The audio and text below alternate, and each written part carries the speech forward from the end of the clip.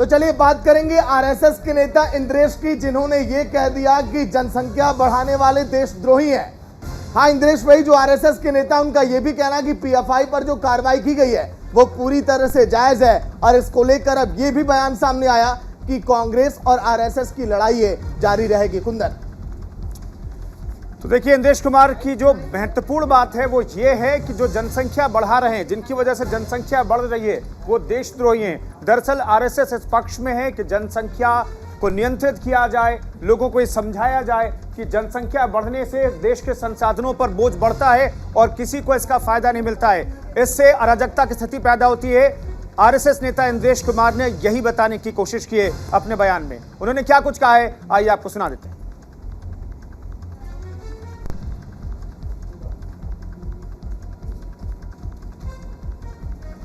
के लोग, भाषा भूगोल के लोग एकजुट होकर इस बात की डिमांड करें कि शीघ्र देश में जनसंख्या के नियंत्रण के लिए, और जो लोग इसको जाति और मजहब का रंग देकर असंतुलन बढ़ाकर देश की एकता और अखंडता को खतरा पैदा करते हैं, उन पर नियंत्रण करने के लिए कानून बनना चाहिए।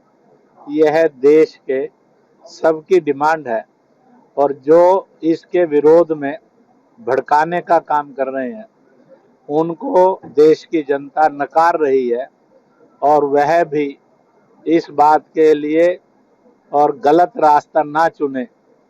देश को तोड़ने वाला नहीं, देश को जोड़ने, तालीम और तरक्की की तरफ तेज गति से बढ़ाने का समय है। तो आपने आरएसएस नेता इंद्रेश कुमार का बयान सुन लिया। अब आपको समझाते हैं ग्राफिक्स के जरिए कि आखिरकार वो कहना क्या चाहते थे और क्या कुछ उन्होंने कहा है। आरएसएस के नेता है इंद्रेश कुमार, जिनका ये बयान अब सुर्खियों में है, जो साफ तौर पर कह रहे हैं कि जो लोग जनसंख्या बढ़ाते हैं वो आतंकवादी हैं। मजहब और जातिवाद के नाम पर जनसंख्या बढ़ाना देशद्रोह है। साफ तौर पर उनका इशारा किस मजहब को लेकर के आप समझ गए होंगे। तो मजहब के आधार पर जनसंख्या बढ़ाने की बातों को वो गलत मानते हैं और देशद्रोह मानते हैं। बिल्कुल, हालांकि इस दौरान उन्होंने इस बात का समर्थन किया है कि पीएफआई पर बैन लगना चाहिए। अब बहुत जल्द 2 बच्चों का कानून भी आने वाला है, ये भी उन्होंने कहा। जिस तरीके से छोटा परिवार भी देश सेवा ही है, साफ तौर पर ये कहते हुए वो नजर आए हैं। तो छोटा परिवार जो है सुखी परिवार है, ये इंद्रेश कुमार बताने की कोशिश कर रहे हैं। लेकिन ठीक है, लेकिन वो ये कह रहे हैं कि अगर आपका परिवार बड़ा है, आपने ज्यादा बच्चे पैदा कर दिए तो आप देशद्रोही। गौरव हमारे सहयोगी इस खबर पर बातचीत करने के लिए जुड़ रहे हैं। गौरव से हम बातचीत कर लेते हैं। गौरव, क्या संदर्भ है? मजहब का जिक्र कर रहे हैं, वो कह रहे हैं कि मजहब के आधार पर जो लोग जाति बढ़ाते हैं, जनसंख्या बढ़ाते हैं, वो देशद्रोही हैं, ये बताने की कोशिश कर रहे हैं वो। चलिए, गौरव तक आवाज फिलहाल नहीं पहुंच पा रही। गौरव से हम बातचीत करने की कोशिश करेंगे, उनसे हम बातचीत करेंगे। दरअसल इंद्रेश कुमार जो हैं आरएसएस के वरिष्ठ नेता हैं, और उन्होंने कहा है कि जो जनसंख्या बढ़ाते हैं, जिनकी वजह से जनसंख्या बढ़ती है, वो एक तरीके से देशद्रोही, देश को नुकसान पहुंचा रहे हैं। मीनाक्षी, बिल्कुल, तो साफ तौर पर, हालांकि मेरठ के कार्यक्रम में पहुंचे हुए थे, मेरठ के इस कार्यक्रम के दौरान उन्होंने लगातार इस बात का समर्थन किया है कि पीएफआई पर जो बैन किया गया है वो सही है। लेकिन इस बीच उन्होंने खास समुदाय को भी टारगेट किया है। साफ तौर पर कहा है कि खास समुदाय के लोग जातिवाद की धारणा के तहत यहाँ पर बच्चों की संख्या बढ़ाते हैं, और जनसंख्या बढ़ाना भी गलत है। साथ ही उन्होंने कहा है कि एक छोटा परिवार सुखी परिवार होता है, और इस तरीके से भी आप देश सेवा में योगदान दे सकते हैं।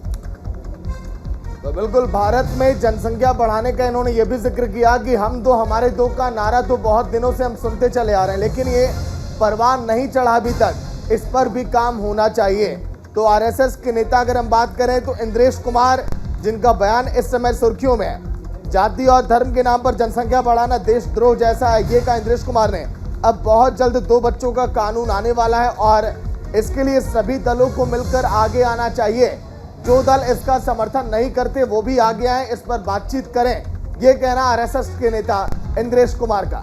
बिल्कुल, मेरठ के इस कार्यक्रम में पहुंचे हुए थे, जहां उन्होंने ये बयान अपना सामने रखा है, मुखर होकर के बयान रखते हुए नजर आए हैं, और साफ तौर पर ये कह गए हैं कि एक विशेष समुदाय है जो कि जनसंख्या को बढ़ाता है, और जनसंख्या बढ़ाना किसी देशद्रोह की घटना से कम नहीं है।